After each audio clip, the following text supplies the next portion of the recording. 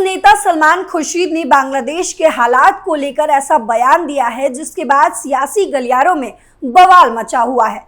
दरअसल कांग्रेस खेमे में कई ऐसे नेता हैं जो बांग्लादेश के हालात पर भड़काऊ बयान देते नजर आ रहे हैं और इनका साथ देने के लिए इनके कुछ दलाल पत्रकार भी पीछे नहीं है।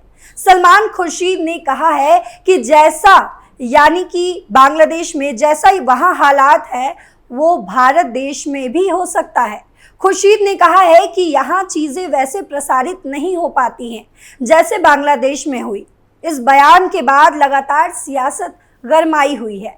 साथ ही खुर्शीद के खिलाफ अब देश की जनता ने भी आवाज उठानी शुरू कर दी है। तो क्या कुछ है पूरा मामला आपको बताएंगे इस स्पेशल स्टोरी में। नमस्कार, आप देख रहे कैपिटल टीवी, मैं हूं आपके साथ पल्लवी सिंह। बांग्लादेश पर सियासी पारा हाय, वार पलटवार का खेल शुरू। कांग्रेस के सलमान खुर्शीद आए निशाने पर। कांग्रेस नेता सलमान खुर्शीद से मंगलवार को जब बात की गई तब उन्होंने ऐसी बात बोल दी जो दंगा भड़काने के लिए काफी होगा। दरअसल खुर्शीद ने कहा कि बांग्लादेश में जो हो रहा है वो भारत में भी हो सकता है। आगे उन्होंने कहा, हालांकि सब कुछ सामान्य लग सकता है। पूर्व केंद्रीय मंत्री खुर्शीद शिक्षाविद मुजीबुर रहमान की किताब Shikwa e Hind the political future of Indian Muslim की लॉन्चिंग पार्टी के मौके पर बोल रहे थे।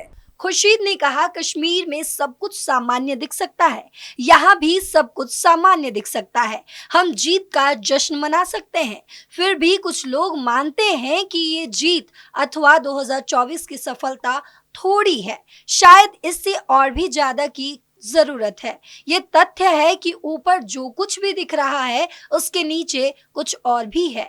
आज बांग्लादेश में जो कुछ भी हो रहा है वो यहाँ भी हो सकता है, लेकिन अपने देश के मिजाज कुछ ऐसे हैं कि बांग्लादेश जैसी चीजें अपने यहाँ होने से रोकता है। हमारे देश में इस प्रसार की चीजों को तरीके से फैलने से रोकता है जिस तरह से बांग्लादेश में फैलाया गया है। वो यही नहीं रुके, आगे बकौल सलमान खुर्शीद ने कहा कि भले ही ऊपरी तौर पर भारत में हालात सामान्य दिख रहे हों, लेकिन यहाँ भी बांग्लादेश जैसे हिंसा भड़क सकते हैं और सरकार विरोधी प्रदर्शन भी हो सकते हैं। खुर्शीद के इस बयान के बाद सियासत गरमाई हुई है। लगातार बीजेपी खेमे के लोग उन पे पलटवार करते नजर आ रहे हैं। सलमान खुर्शीद को शहजाद पूनेवाला ने दिया करारा जवाब। मुश्किल समय में भारत सरकार बांग्लादेश के साथ खड़ी है क्योंकि ये कोई राजनीतिक मुद्दा नहीं है, इस पर कोई राजनीति नहीं की जानी चाहिए। लेकिन सलमान खुर्शीद जैसे नेता भारत के लोगों को ये कहकर भड़काने की कोशिश करते हैं कि जो हिंसा वहां हुई वो भारत में भी हो सकती है। शहजाद पूनावाला ने कहा कि मोदी से नफरत करते करते वे भारत देश से भी नफरत करने लगे हैं। योगी आदित्यनाथ ने क्या कहा?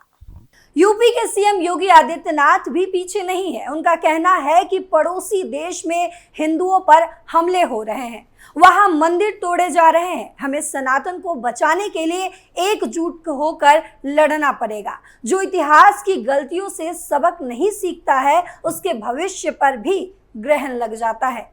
बीजेपी नेता संबित पात्रा ने किया पलटवार। बीजेपी के नेता संबित पात्रा ने भी पलटवार किया है।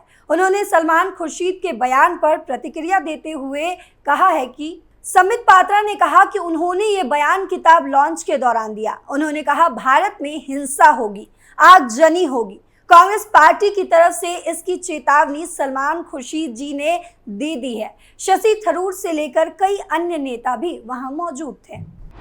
बीजेपी नेता कपिल मिश्रा का जवाब। बीजेपी नेता कपिल मिश्रा ने भी इस पर प्रतिक्रिया दी है। कपिल मिश्रा ने कहा कि ये याद रखना, जो भी ये कह रहा है कि भारत में बांग्लादेश जैसा हाल करेंगे, वो मंदिरों को जलाने और हिंदुओं को मारने की बात कर रहा है। बीजेपी विधायक बाल मुकुंद आचार्य, हिंदुओं को वापस लाया जाए। इसके अलावा राजस्थान के बीजेपी विधायक बाल मुकुंद आचार्य की बांग्लादेश में छिड़ी हिंसा के बीच प्रतिक्रिया सामने आई है। उन्होंने कहा कि जितने भी बांग्लादेशी भारत में रह रहे हैं उन्हें डिपोर्ट किया जाए और जितने भी हिंदू बांग्लादेश में हैं उन्हें वापस भारत लाया जाए, इससे कि वो परेशान ना हो।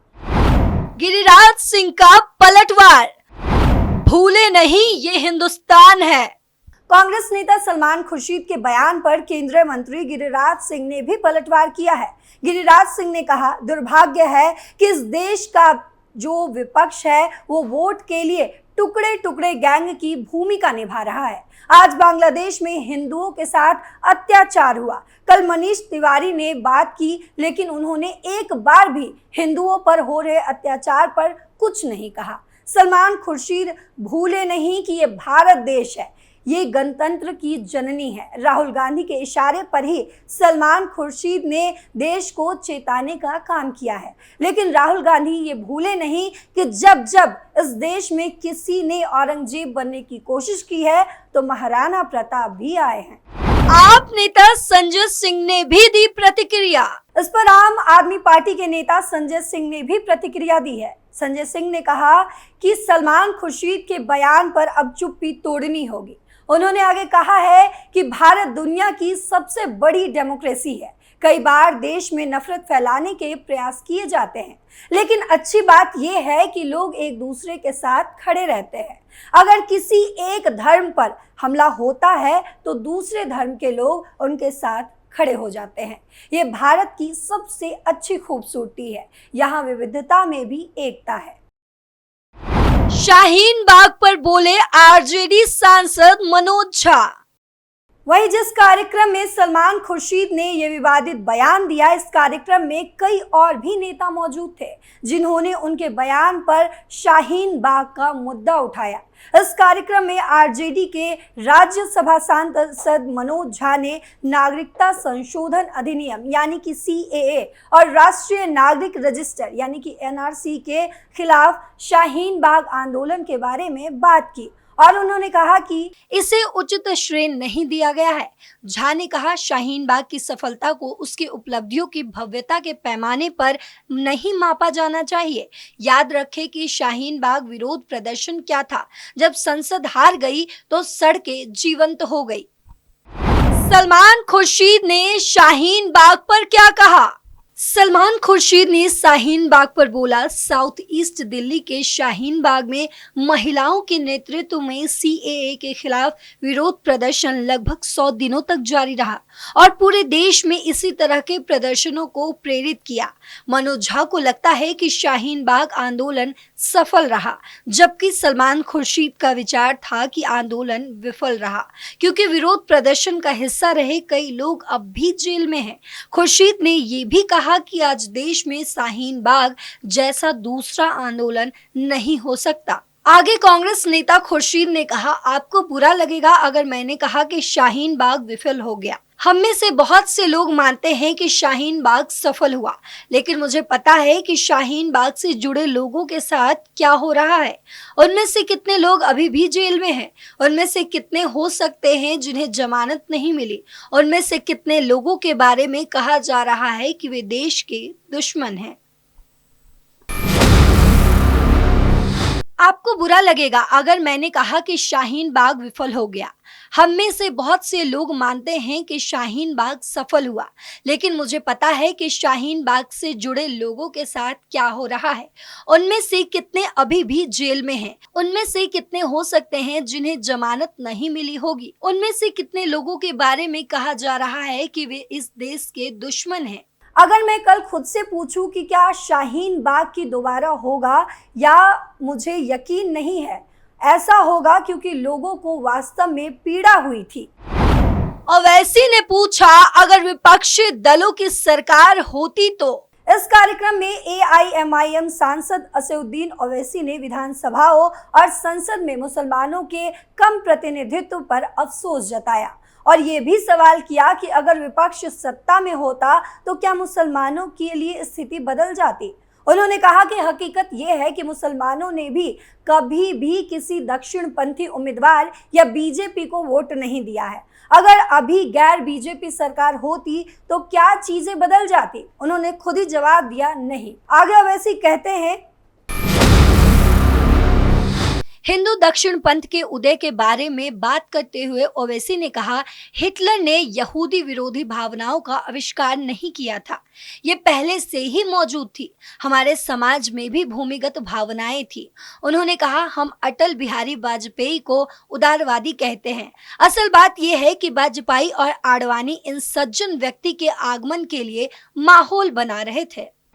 थरूर बोले, विरोध प्रदर्शन में सभी धर्मों के लोग थे। कांग्रेस नेता शशि थरूर ने कहा कि वे शाहीन बाग में प्रदर्शनकारियों से मिलने वाले पहले सांसदों में से थे और वे सिर्फ मुस्लिम नहीं थे बल्कि सभी धर्मों के लोग थे वहां। उन्होंने कहा कि पूरे देश में और मैं खुद 7 विरोध प्रदर्शनों में पाया गया हूं। विरोध प्रदर्शन में सभी धर्मों के लोग थे। बांग्लादेश में हो रहे दंगों से भारत की राजनीति और माहौल पूरी तरह से गरमाई हुई है। कांग्रेस खेमे के कई ऐसे नेता हैं और अपने ही देश के लोगों को ये संदेश देने में लग गए हैं कि जिस तरह बांग्लादेश में दंगा भड़क रहा है उसी तरह भारत में भी हो सकता है। अब इस पर आपकी क्या प्रतिक्रिया है, आप कमेंट बॉक्स में बताते जाइएगा। तो फिलहाल मेरे साथ इतना ही। देश और दुनिया की तमाम खबरों के लिए देखते रहिए कैपिटल टीवी। नमस्कार।